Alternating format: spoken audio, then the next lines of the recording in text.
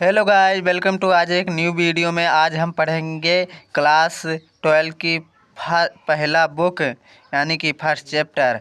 और आपका दिन हम सोच रहे हैं अच्छा जाए और आप अच्छी तरह से पढ़ें। और हमारा पहला चैप्टर है विद्युत आवेश, कूलाम का नियम तथा विद्युत क्षेत्र। ये हमारा फर्स्ट चैप्टर है। हम आशा करेंगे आप लोगों को समझ में आए। तो हम बुक से पढ़ाएंगे और आपको हम अच्छी तरह से समझाएंगे। तो पहला जैसे प्रयोगों द्वारा परीक्षणों के आधार पर यह पाया गया कि प्रकृति में ऐसे बहुत सारे पदार्थ पाए जाते हैं जिन्हें आपस में रगड़ने पर वे किसी अन्य पदार्थ या एक दूसरे को आकर्षित तथा प्रकर्षित करने लगते हैं। यानी कि ये कह रहा है कि परीक्षणों द्वारा या इसके आधार पर जब हमने जैसे मान लो कुछ एक एक्सपेरिमेंट किया कि एक वस्तु और दो वस्तु, जब हम दो वस्तु को आपस में जब हम रगड़ते हैं तो उसमें आकर्षित तथा प्रकर्षित होता है दोनों आवेशों में। ये तो बताया। फिर उसके बाद आवेशित हो जाते हैं, मतलब ये आवेशित हो जाते हैं। जब हम एक वस्तु को दूसरे वस्तु में रगड़ेंगे तो ये आवेशित हो जाते हैं। ऐसे पदार्थ मुख्य रूप से कांच, गंधक, अंबर और फिर खाल, एबोनाइट, प्लास्टिक आदि। ये पदार्थ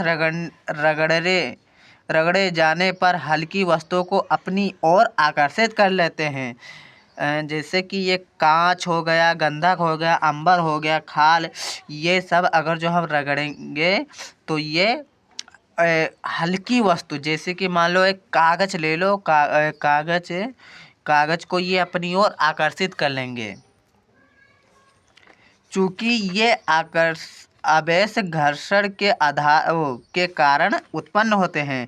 ये किसके कारण उत्पन्न होते हैं? ये घर्षण के कारण ये आवेश उत्पन्न होते हैं। इन्हें घर्षण विद्युत कहा जाता है। हम इन्हें घर्षण विद्युत कहते हैं।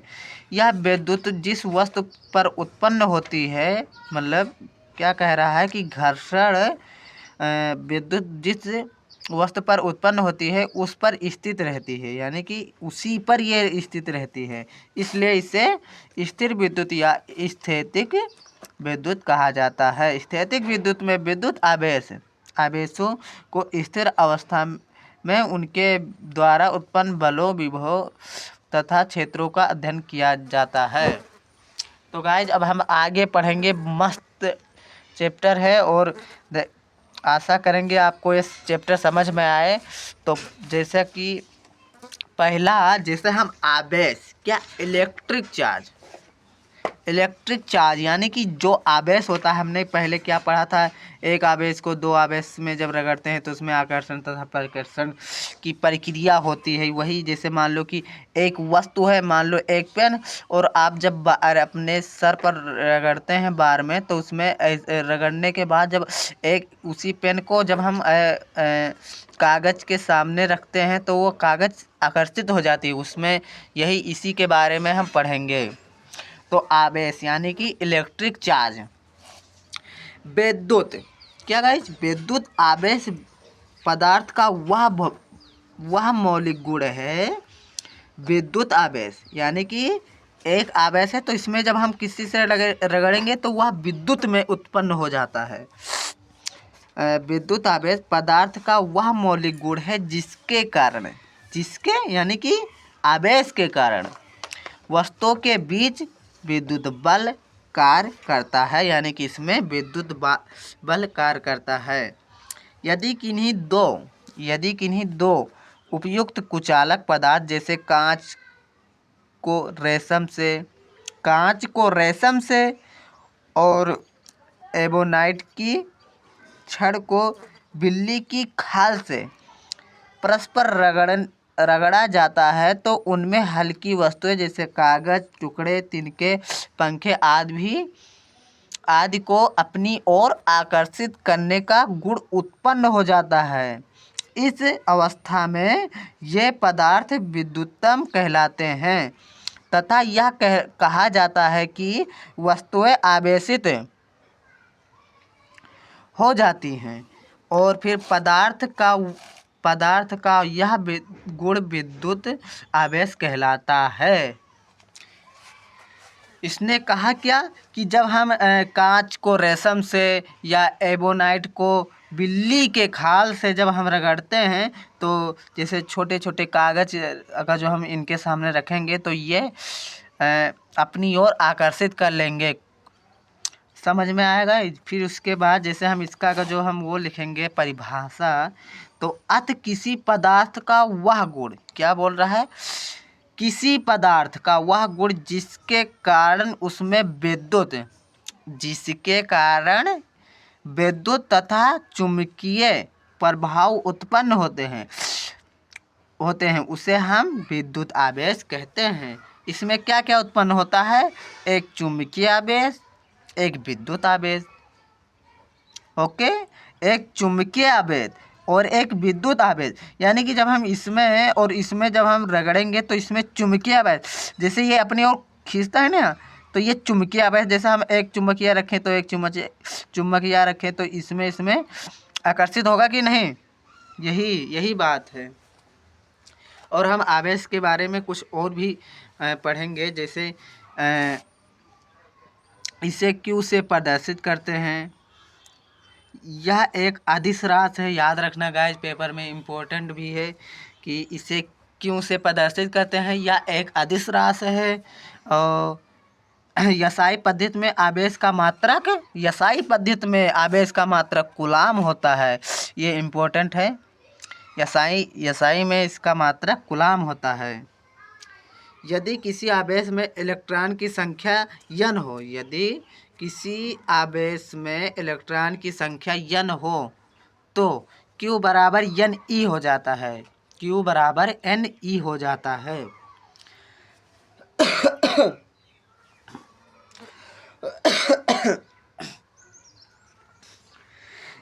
इस नियम को आवेश का क्वांटीकरण भी कहते हैं, यानी कि इसी नियम को हम क्वांटीकरण भी कहते हैं। आवेश के नियम को हम क्वांटीकरण भी कहते हैं। क्या, क्वांटीकरण। जहाँ E बराबर, यानी कि इलेक्ट्रॉन पर आवेश, E बराबर क्या होता है, इलेक्ट्रॉन पर आवेश। इसी E बराबर, यानी कि चाहे E बराबर इलेक्ट्रॉन का आवेश, इसका मान कितना होता है, 1.6 × 10⁻⁻⁰ कूलाम। इसका मात्रक क्या होता है, 1.6 × 10⁻⁻⁰ कूलाम। ओके, कोई भी पदार्थ, अभी हम आवेश के बारे में पढ़ रहे हैं, आप आवेश के बारे में पूरा डिटेल बता रहे हैं कि आवेश होता क्या है, इसमें क्या कार्य कैसे होता है, किसमें ये आकर्षित करते हैं। आप बने रहिए इस वीडियो में, आपको हर प्रकार मतलब हर चीज़ इसमें समझ में आएगा। तो क्या बोल रहा है, कोई भी पदार्थ इलेक्ट्रॉनों को ग्रहण करके या इलेक्ट्रॉनों का त्याग करके ही आवेश प्राप्त कर सकता है। क्या बोल रहा है कि कोई भी पदार्थ, चाहे कोई भी पदार्थ, कोई का मतलब ईंटा हो गया, लकड़ी हो गया, कोई भी पदार्थ, कपड़ा हो गया,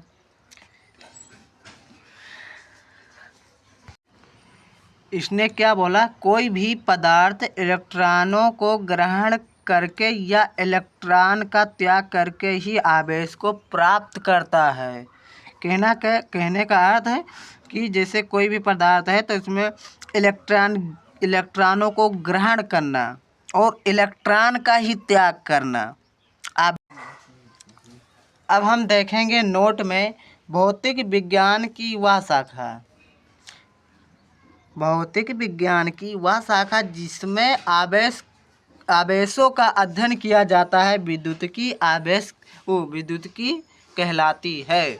इसमें क्या बोला जिसमें हम आवेश का अध्ययन करते हैं। किसका? जिसमें हम आवेश का अध्ययन करते हैं उसे ही हम विद्युतिकी कहते हैं। तो ये दो प्रकार के होते हैं, एक स्थिर विद्युतिकी, एक गतिज विद्युतिकी। तो स्थिर विद्युतिकी क्या कहलाता है? विद्युतिकी की वह शाखा, विद्युतिकी की वह शाखा, किसकी? विद्युतिकी की वह शाखा जिसमें स्थिर आवेशों यानी कि स्थिर आवेश तथा उनके मध्य होने वाले अनयोन्य क्रियाओं का अध्ययन किया जाता है, स्थिर विद्युतिकी कहलाते हैं। जिसमें हम अनयोन्य क्रियाओं का अध्ययन करते हैं उसे ही हम स्थिर विद्युतिकी कहते हैं। आगे है गतिज विद्युतिकी। विद्युतिकी की वह शाखा जिसमें आवेश की गति अवस्था का अध्ययन करते हैं। जो आवेश गति अवस्था में होता है उसे हम गतिज विद्युतिकी कहते हैं। ओके,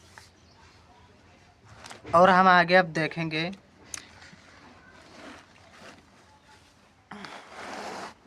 अब गाइस ये रहा, लेकिन अब आप चलो हम पढ़ा ही देते हैं। जैसे क्या बोल रहा है कि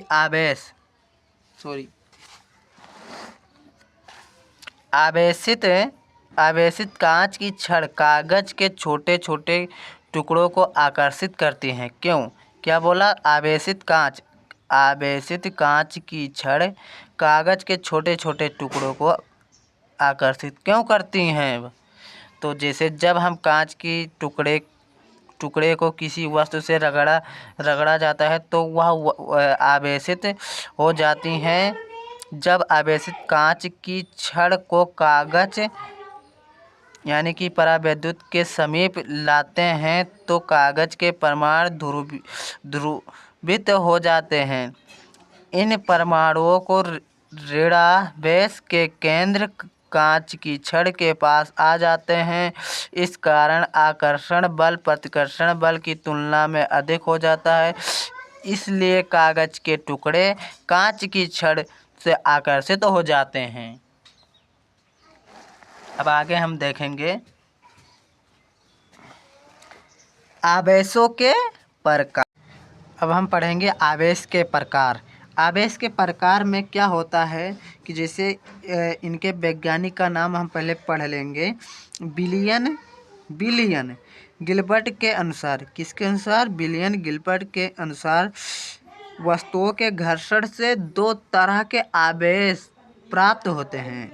क्या बोल रहा है कि विलियम गिलबर्ट के अनुसार जब हम वस्तुओं के घर्षण से दो तरह के आवेश प्राप्त होते हैं, जिन्हें अमेरिका के एक वैज्ञानिक थे बेंजामिन फ्रैंकलिन ने धनात्मक तथा ऋणात्मक नाम दिया। आवेश में जो घर्षण होता है उसमें दो तरह के आवेश हमें प्राप्त हुए तो उन्हें धनात्मक और ऋणात्मक आवेश दिया भैया। अब जैसे धनात्मक आवेश के बारे में समझ लेते हैं कि किसी पदार्थ पर इलेक्ट्रॉन की कमी के कारण उत्पन्न आवेश को धनात्मक आवेश कहते हैं।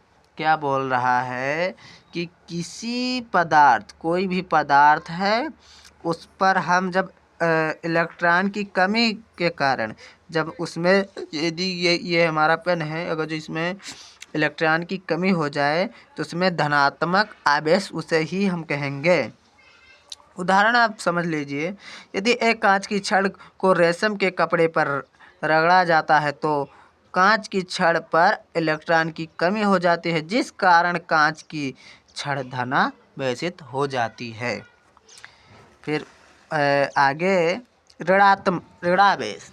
किसी पदार्थ पर इलेक्ट्रॉनों की अधिकता के कारण उत्पन्न आवेश को ऋणावेश कहते हैं। क्या बोल रहा है कि कोई भी पदार्थ है, इलेक्ट्रॉन की अधिकता के कारण उसे हम, यदि इस पर प्लस चार्ज हो जाए तो उसे हम ऋणावेश कहते हैं। ओके, जैसे इसका उदाहरण है, यदि एबोनाइट की छड़ को फर से रगड़ा जाता है तो नाइट की छड़ पर इलेक्ट्रॉन की अधिकता हो जाती है, जिस कारण एबोनाइट की छड़ ऋणावेशित हो जाती है। ओके, अब हम पढ़ेंगे विद्युत आवेश का इलेक्ट्रॉन सिद्धांत।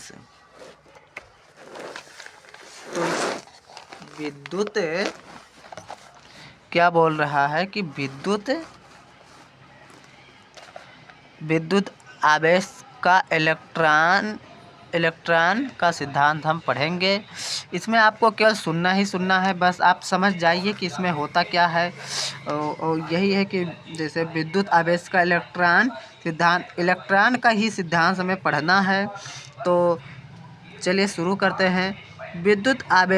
विद्युत आवेश की परिकल्पना को इलेक्ट्रॉन सिद्धांत द्वारा आसानी से समझा जा सकता है। क्या बोल रहा है? विद्युत आवेश की परिकल्पना को इलेक्ट्रॉन सिद्धांत के द्वारा आसानी से समझा जा सकता है। इस सिद्धांत के अनुसार इस सिद्धांत के अनुसार प्रत्येक पदार्थ परमाणु से मिलकर बना होता है। प्रत्येक पदार्थ परमाणु से मिलकर बना होता है और प्रत्येक परमाणु को समस्त भार उसके केंद्रीय भाग में समाहित होता है, जिसे नाभिक कहते हैं। परमाणु में जो केंद्रित होता है उसे ही नाभिक कहते हैं। नाभिक दो प्रकार के मौलिक कणों से बने होते हैं। नाभिक दो प्रकार के कणों से बने होते हैं, एक प्रोटॉन और दूसरा न्यूट्रॉन मिलकर बना होता है। प्रोटॉन पर धनावेश होता है जबकि न्यूट्रॉन उदासीन होता है।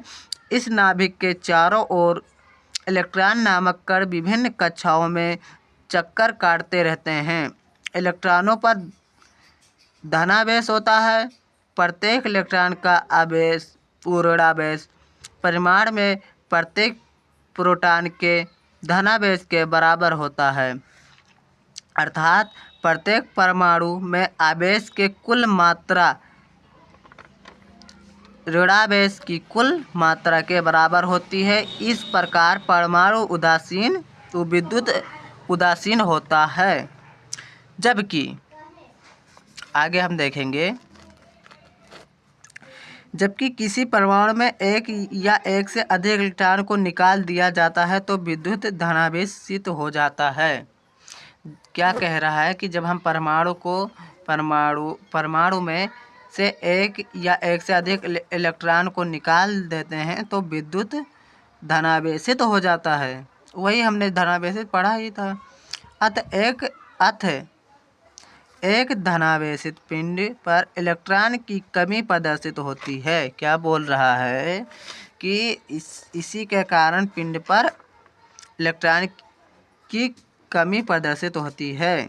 इस प्रकार यदि किसी परमाणु को एक अथवा एक से अधिक इलेक्ट्रॉन निकाल दें तो वह परमाणु ऋणावेशित हो जाता है। अतः वस्तु के आवेशित होने के लिए केवल इलेक्ट्रॉन के उत्तरदायी होता है, प्रोटॉन नहीं, क्योंकि प्रोटॉन नाभिक में प्रबल आकर्षण बल से बंधे होते हैं, इसलिए उन्हें नाभिक से निकालना आसानी नहीं होता है।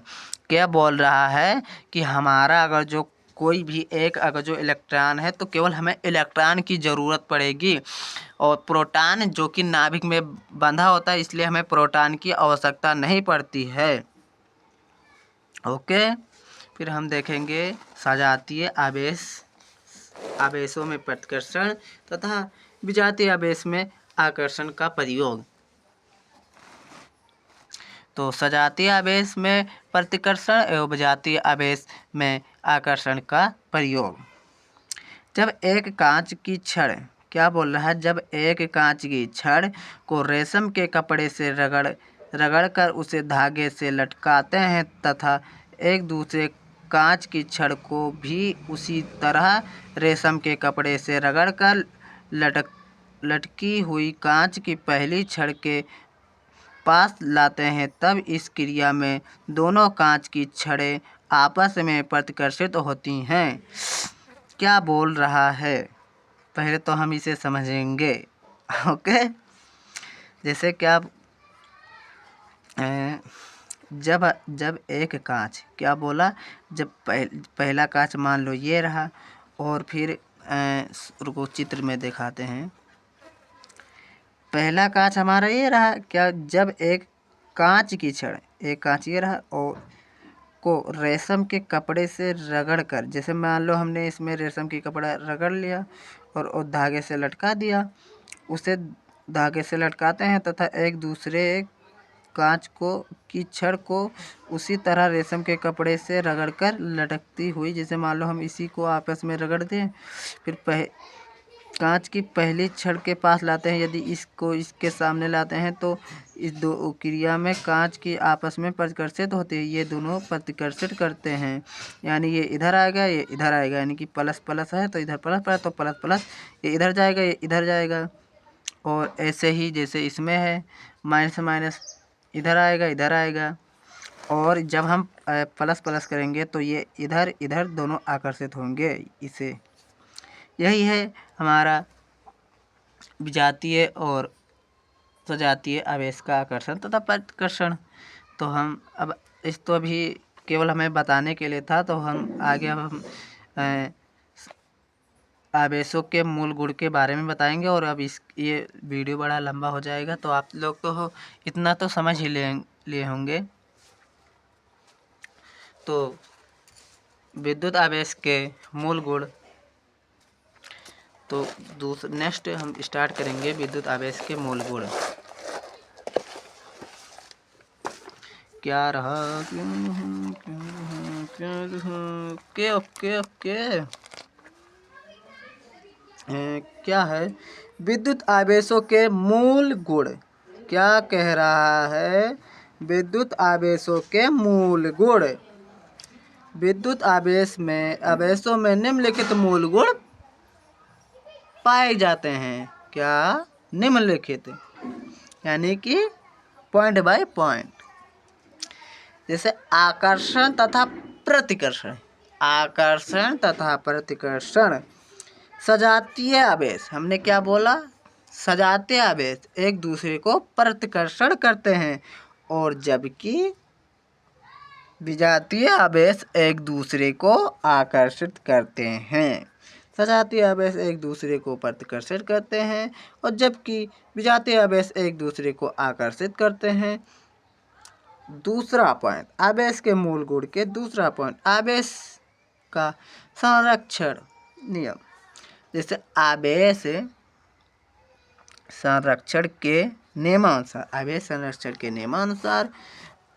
नियमानुसार किसी विलगित निकाय में कुल आवेश नहीं रहता है, कोई भी विलगित निकाय में उसमें कुल आवेश नहीं रहता है, अतः आवेश को ना तो उत्पन्न किया जा सकता है और ना ही नष्ट किया जा सकता है, बल्कि इसे केवल एक वस्तु से दूसरी वस्तु पर स्थानांतरित किया जा सकता है। हम आवेश को कभी उत्पन्न कर सकते हैं, हम उत्पन्न कर सकते हैं, कभी नहीं। केवल एक वस्तु से और दूसरे वस्तु तक हम इसे स्थानांतरित कर सकते हैं और इसके अतिरिक्त कुछ नहीं कर सकते। ओके, जब किन्हीं दो वस्तुओं को परस्पर रगड़ा जाता है तो एक वस्तु धनावेशित तथा दूसरे वस्तु ऋणावेशित हो जाती है। एक वस्तु से जितनी इलेक्ट्रॉन की हानि होती है दूसरे वस्तु को उतने ही इलेक्ट्रॉन का लाभ होता है। क्या बोल रहा है, जब किन्हीं दो वस्तुओं को परस्पर रगड़ा जाता है, जब हम किसी दो वस्तुओं को परस्पर रगड़ा जाता है तो वस्तु धनावेशित तथा दूसरे ऋणावेशित हो जाते हैं। एक वस्तु से जितनी इलेक्ट्रॉन की हानि होती है दूसरे वस्तु की उतने ही इलेक्ट्रॉन की लाभ होती है। ओके, यानी कि यदि हम इसे और इसे रगड़ेंगे तो एक इलेक्ट्रॉन ये इसे देगा तो इसका लाभ होगा और इसका हानि होगा, बस और क्या। आगे विद्युत आवेशों के योजक, किसी निकाय का कुल विद्युत आवेश उसके विद्युत आवेश की योजक, क्या बोल रहा है, विद्युत आवेश की योजक किसी निकाय का कुल विद्युत आवेश उसके विभिन्न अवयवों पर उपस्थित, आगे उपस्थित बोल दिया है, अब आगे हम देखेंगे क्या होता है, उपस्थित होता है कि उपस्थिति नहीं होती है। बड़ी समस्या है बोर्ड की, लेकिन आप केवल सुनते ही रहिए, आपको गाने में कुछ ना कुछ ही भनक तो लग ही जाएगा गाइज, ये तो हमें विश्वास है। कुछ तो कुछ ना ही कान में भनक लग जाए बस। आप लोगों को कुछ थोड़ा बहुत उपस्थित बोल दिया है विभिन्न विभिन्न, क्या बोला है, भिन्न भिन्न विभिन्न विभिन्न, सॉरी गाइज।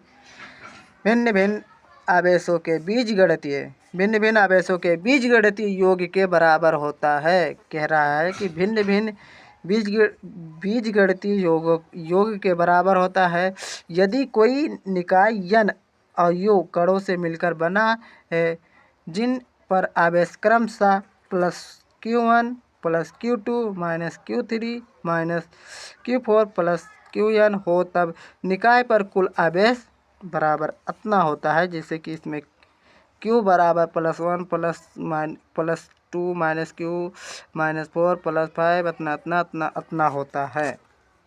ओके, आगे देखेंगे कि आवेश का क्वांटीकरण। क्या गाइस, आवेश का क्वांटीकरण।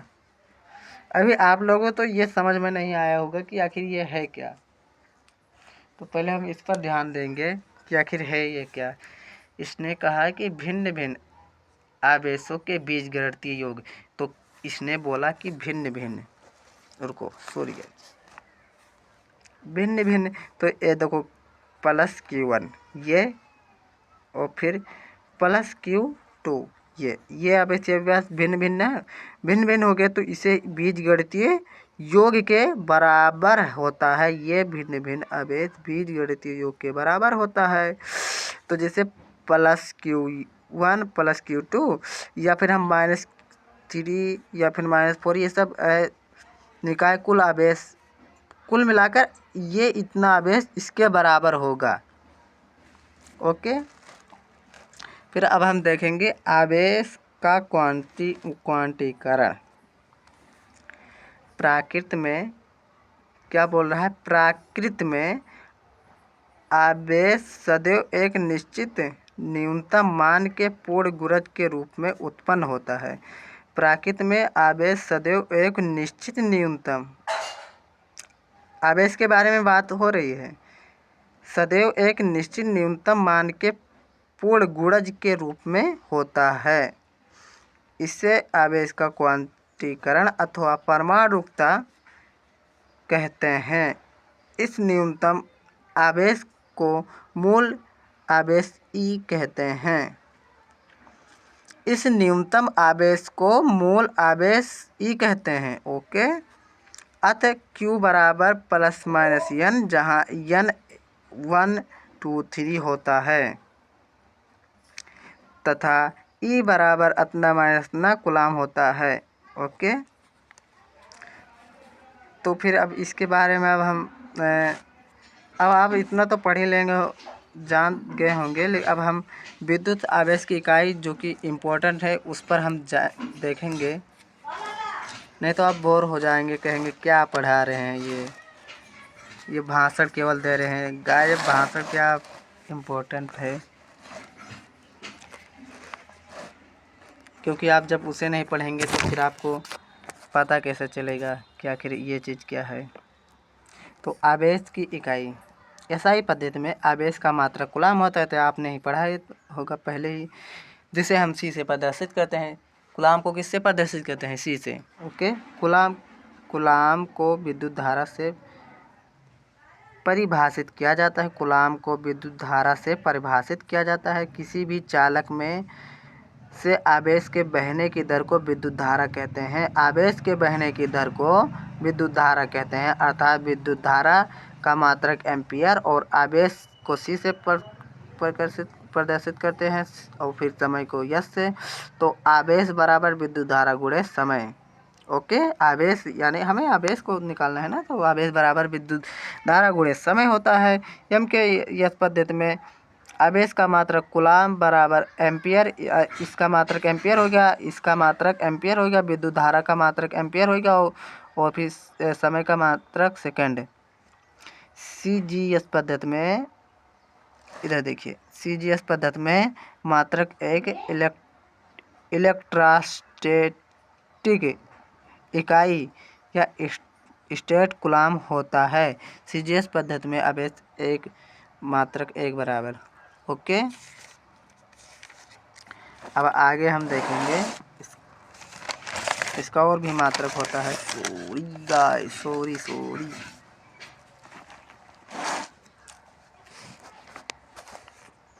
बहुत परेशानी होती है वीडियो बनाने में, कहाँ से कहाँ जुगाड़ लाओ, फिर इसे सेट करो।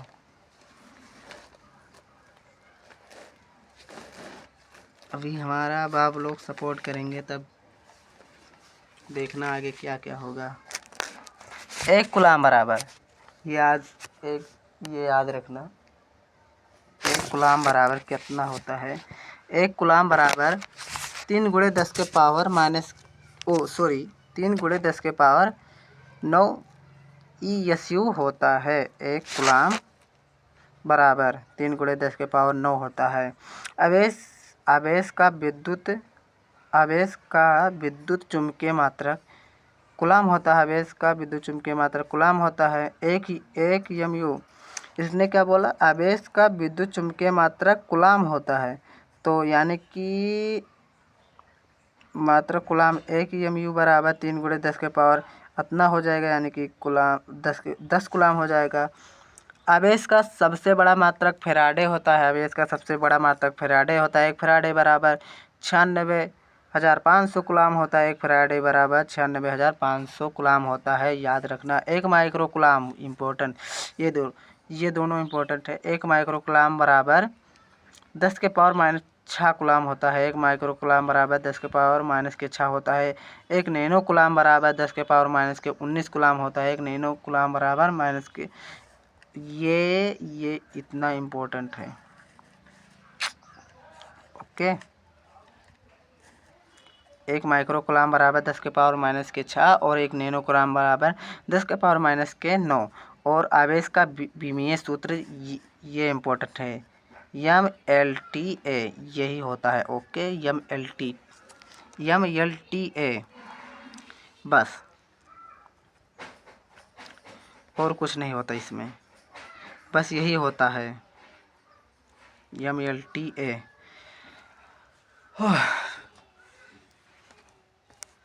अब आगे पढ़ाते पढ़ाते मुंह दर्द करने लगा।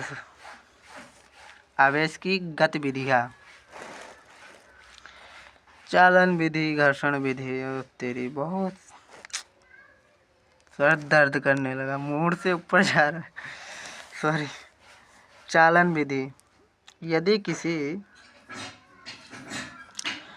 आवेशित चालक को, क्या बोल रहा है, यदि किसी आवेशित चालक को किसी अन्य आवेशित चालक से स्पर्श कराएं तो आवेश रहित चालक पर भी उसी प्रकृति का आवेश उत्पन्न हो जाता है। आवेशन की यह विधि चालन विधि कहलाती है। क्या बोल रहा है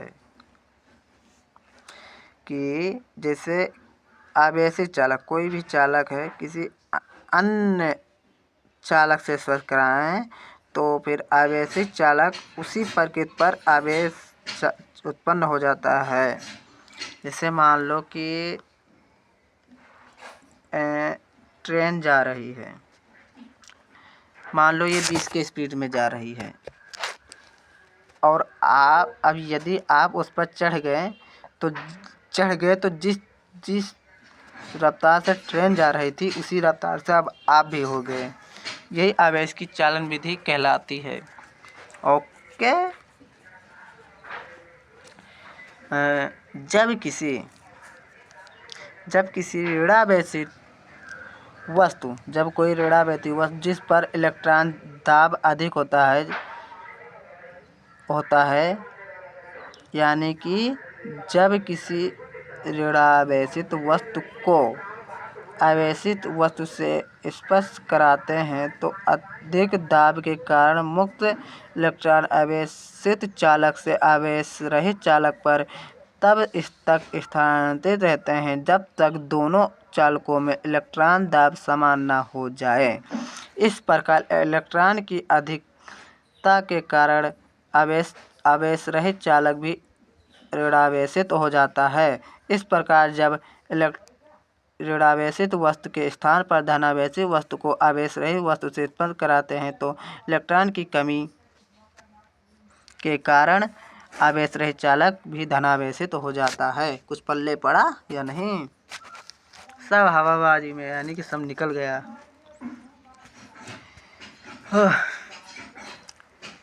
तो क्या हम इसे फिर से पढ़ा दें? हाँ, चलिए फिर से पढ़ा देते हैं। जब हम कोई ऋणावेशित वस्तु जिस पर इलेक्ट्रॉन दाब अधिक हो, यानी कि कोई, जैसे मान लो एक वस्तु ले लें, इस पर माइनस के चार्ज है और इस पर इलेक्ट्रॉन का दाब अधिक हो, ओके, और फिर आवेश रहित मान लो कोई वस्तु है, इसे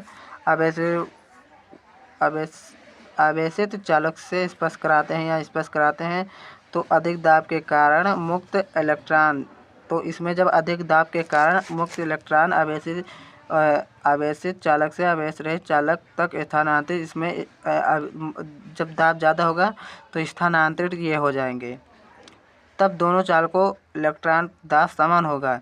जब ये स्थानांतरित हो जाएंगे तो इसमें दाब समान हो जाएगा, मतलब तब दोनों चालकों में इलेक्ट्रॉन का, इसमें जो इलेक्ट्रॉन दाब होगा वह तब समान हो जाएगा। इस प्रकार इलेक्ट्रॉन की अधिकता के कारण आवेश रहित ऋणावेशित हो जाता है। इसी इलेक्ट्रॉन के अधिकता के कारण ऋणावेशित हो जाता है। इस प्रकार जब ऋणावेशित वस्तु के स्थान पर धनावेशित वस्तु को आवेशित वस्तु से स्पर्श कराते हैं तो इलेक्ट्रॉन की कमी के कारण धनावेशित हो जाता है। ओके, अब घर्षण की विधि समझ लेते हैं।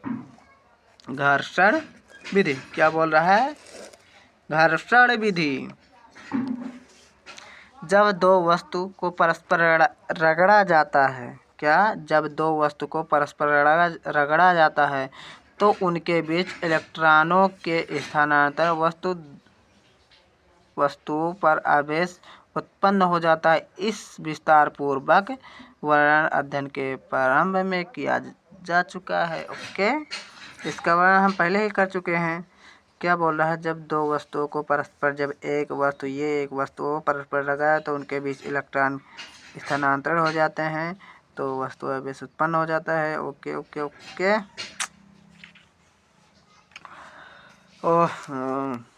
चालक एवं विद्युत रोधी पदार्थ। चालक एवं विद्युत रोधी पदार्थ के बारे में अब हम पढ़ेंगे। चालक एवं विद्युत रोधी पदार्थ। तो इनके बारे में, जैसे वे पदार्थ जिनमें होकर विद्युत आवेश का प्रवाह सुगमता से नहीं होता, विद्युत रोधी पदार्थ कहलाते हैं। जैसे कांच, लकड़ी और पोर्सिलेन, प्लास्टिक, नालियान इत्यादि पदार्थ। इसमें कुल मिला के, जैसे इसमें अगर जो करंट, मान लो एक करंट का तार को जिसमें हम चिपका दें तो इसमें करंट इसमें नहीं होगा, इसे ही हम विद्युत रोधी पदार्थ कहते हैं। जैसे विद्युत रोधी, विद्युत को रोकने वाला विद्युत रोधी पदार्थ, इसे ही हम कहते हैं विद्युत रोधी। और चालक ऐसे पदार्थ होते हैं जिनसे होकर आवेश का प्रवाह सुगमता से होता है, उसे ही हम चालक पदार्थ कहते हैं। पृथ्वी, मानव, जंतु आदि ये सब चालक पदार्थ होते हैं। और फिर पराविद्युत, वह अचालक पदार्थ जिनमें विद्युत प्रवाह बिना विद्युत चालक के संचालित होता है। पराविद्युत पदार्थ बिना विद्युत चालन के संचालित होता है, उसे हम पराविद्युत पदार्थ कहते हैं। जैसे कांच, मोम, रबड़, कागज, इसमें बिना चालन के संचालित होता है। ओके। और फिर अर्धचालक, वह पदार्थ जिनकी चालकता चालकों से काफ़ी कम तथा अचालकों से अधिक होती है, अर्धचालक होते हैं। सिलिकॉन, सेलेनियम, कार्बन, इसमें वह पदार्थ जिनकी चालकता काफ़ी कम होती है, मतलब होती है लेकिन इसमें कम होती है, अर्धचालक कहते हैं। अब हमारा आ गया कूलाम का स्थिर विद्युत बल का निगम। बहुत आप अच्छी तरह से पढ़ाएंगे और आप लोग समझ पाएँ, बस यही है। क्या है कूलाम का स्थिर विद्युत बल का नियम। तो जब एक आवेश को दूसरे आवेश के पास रखा जाता है तो उनके मध्य प्रतिकर्षण तथा आकर्षण कार्य करता है, उसे ही विद्युत बल या कूलाम बल कहते हैं। क्या बोल रहा है इसमें, तो उनके जैसे एक आवेश ए और ये Q1 Q2, जब इसे हम आमने सामने रखते हैं तो उनके मध्य प्रतिकर्षण बल कार्य करता है, जिसे हम कूलाम बल कहते हैं। कूलाम का नियम जैसे नियमानुसार जैसे क्या है, दो स्थिर बिंदु आवेशों के बीच लगने वाला आकर्षण तथा प्रतिकर्षण बल दोनों आवेशों के मात्राओं के गुणनफल के अनुक्रमानुपाती होता है तथा उनके बीच के दूरी के वर्ग के व्युत्क्रमानुपाती होता है। ओके। दो स्थिर बिंदु आवेशों के बीच लगने वाला आकर्षण तथा प्रतिकर्षण बल दोनों आवेशों के मात्राओं के गुणनफल के अनुक्रमानुपाती तथा उनके बीच के दूरी के वर्ग के व्युत्क्रमानुपाती होता है। यदि दो बिंदुवत आवेश Q1 या Q2 r दूरी पर रखे हों, जैसे Q1 व Q2 r दूरी पर रखे हों, तो कूलाम के नियमानुसार उनके मध्य आकर्षण तथा प्रतिकर्षण बल कार्य करेगा। इसमें बोल रहा है कि Q1 ये रखा है एक आवेश और फिर r दूरी पर रखा है, इनके मध्य तब आकर्षण तथा प्रतिकर्षण बल कार्य करेगा। तो यह समानुपाती Q1 अपन Q2 और Q1 Q2 into r square, यह बराबर के जहाँ समानुपाती इसका चिन्ह इसके जगह पर हम के लिख देंगे, फिर ये इतना हो जाएगा। और यहाँ के स्थिर विद्युत की नियतांक है, क्या स्थिर विद्युत की नियतांक है, इसका मान आवेश के बीच के मध्य आवेश दूरी बल मात्राओं पर निर्भर करता है। किसका, के का मान आवेश के बीच के मध्य आवेश दूरी व बल की मात्राओं पर निर्भर करता है। इस पद्धति में बल का मात्रक न्यूटन होता है, दूरी का मात्रक मीटर होता है, आवेश का मात्रक कूलाम में होता है। ओके। इसका मान 9 × 10⁹ न्यूटन मीटर स्क्वायर कूलाम होगा। ओके। यदि दोनों आवेश निर्वात अथवा वायु में स्थित हों, यदि दोनों आवेश निर्वात अथवा वायु में स्थित हों, अतः निर्वात अथवा वायु में रखे दो आवेशों के बीच लगने वाला बल 9 × 10⁻⁰ अतना हो। ओके। जैसे हम के का मान यहाँ पर रख देंगे, 9 × 10⁹ ये के का मान है और यह बराबर अतना हो जाएगा, फिर ये अतना, बस और का सिंपल। जैसे यहाँ पर था यह बराबर तो के का मान नहीं था, तो के का मान 9 × 10⁻⁹ होगा, तो इसका मान इतना हो जाएगा। हाँ, इस समीकरण में यदि Q1 Q2 बराबर 1 कूलाम और तथा R बराबर 1 मीटर हो, तब ये सब बराबर कुल मिलाकर 9 × 10⁹ न्यूटन हो जाएगा। ये इसमें एक रख कर जाएगा, फिर आपस में ओके। तो 9 × 10⁹ न्यूटन हो जाएगा।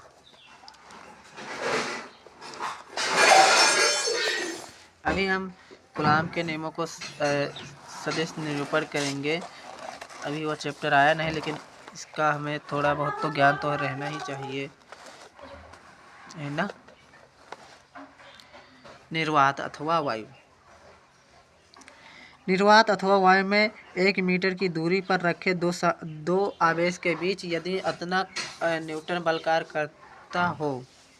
निर्वात अथवा वायु में 1 मीटर की दूरी पर निर्वात निर्वात में 1 मीटर दूरी पर रखे दो समान आवेशों के बीच यदि अतना बल कार्य करता हो तो आवेशों का मान एक कूलाम होता है। 2 मिनट गाइज।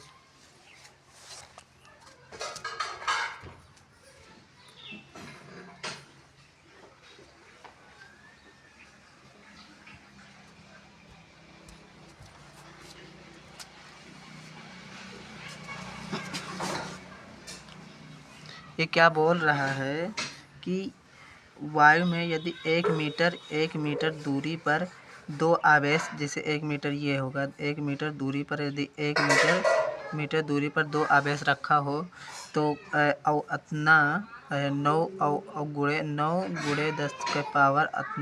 न्यूटन का जो बल कार्य करता हो तो उन आवेशों का मान 1 कूलाम होता है। तो तब इनका मान 1 कूलाम होगा।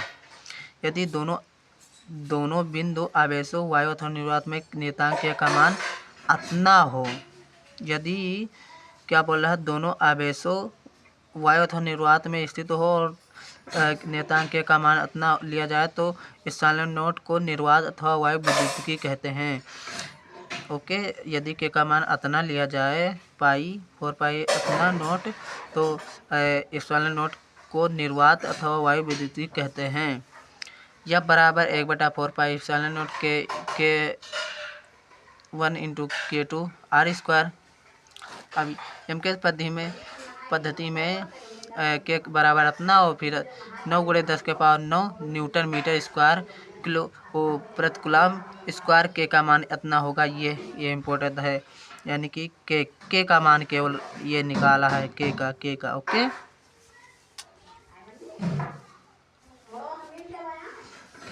और यहाँ इप्सिलॉन नॉट निर्वात का परावैद्युतांक उसकी विद्युशीलता, अरे इप्सिलॉन नॉट का मान इतना होगा बराबर 8.854 × 10⁻⁻, coulomb square upon newton metre square. ये इप्सिलॉन नॉट का मान होगा। इप्सिलॉन नॉट का बीमा ये हो जाएगा यम इनवर्स L - 3T⁴ A²। ये हमारा हो जाएगा इप्सिलॉन नॉट का विमीय सूत्र। अब आगे हम अपेक्षित विद्युशीलता या परावैद्युतांक पढ़ेंगे।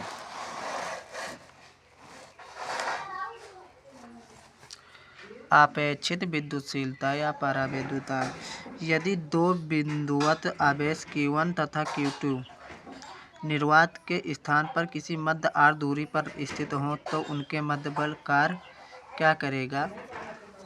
तो उनके मध्य बल कार्य हमारा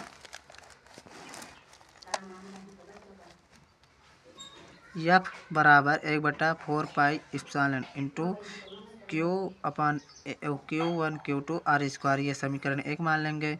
यहाँ इप्सिलॉन माध्यम निर्वात विद्युशीलता है, तो निर्वात के लिए यह बराबर अतना हो जाएगा, समीकरण 2। और समीकरण अतना से विभाजित करने पर तो फिर ये जैसे इसमें इसे काट देंगे, ये कट जाएगा और फिर ये इधर कट जाएगा, तो ये कुल मिलाकर इप्सिलॉन नॉट अतना बचेगा। तो क्या कह रहा है, अतः माध्यम की विद्युशीलता और निर्वात की विद्युशीलता, अपेक्षित विद्युशीलता या परावैद्युतांक कुल मिलाकर इतना आ जाएगा और फिर ये बराबर इतना हो जाएगा। अतः 1/4 pi epsilon naught r into Q1 into Q2 r², और यह बराबर F इप्सिलॉन नॉट r। बस यही है हमारा अपेक्षित विद्युशीलता या परावैद्युतांक। अब कूलाम के नियमों को सदिश निरूपण करेंगे।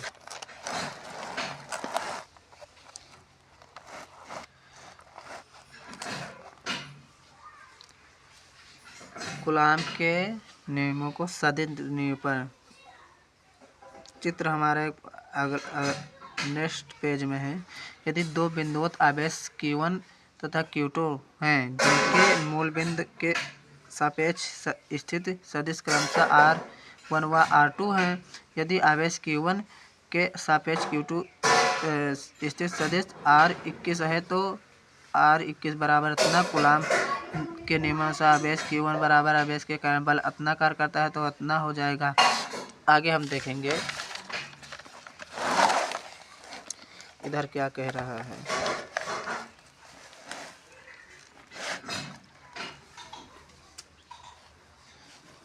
और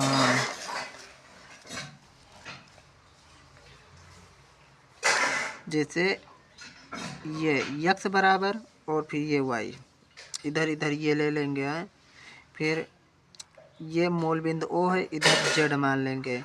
फिर यहाँ से एक आवेश ये रहा R1 और फिर ये R दूरी और फिर R2 ये हो गया।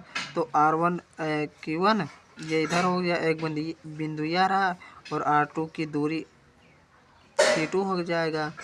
फिर इधर हम R12 मान लेंगे और इधर R21 मान लेंगे। फिर जब यदि हम R12 R21 बराबर इसमें में से इसमें जब हम घटाएंगे, इसमें में से इसमें, तो ये बराबर 21 के आ जाएगा।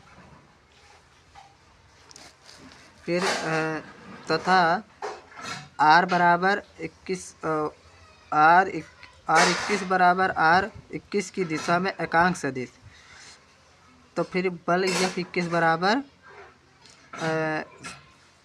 के Q1 into Q2 upon R2 minus R2 का होल स्क्वायर R21 हो जाएगा।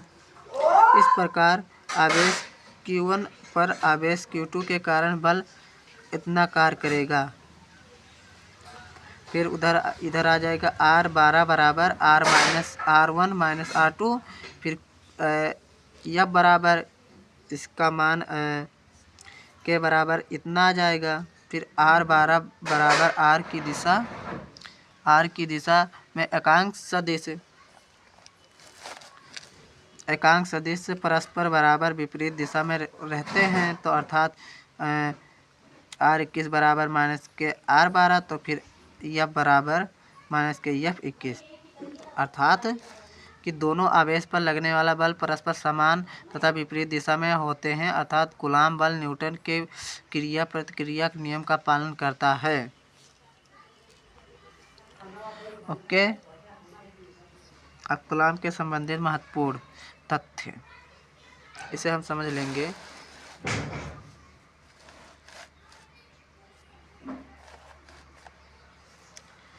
कूलाम नियम स्थिर एवं बिंदुवत आवेश जिनका आकार आवेश के मध्य की दूरी की तुलना में नगण्य हो लागू होता है, परंतु इसे गोलीय आवेश के लिए भी प्रयुक्त किया जा सकता है।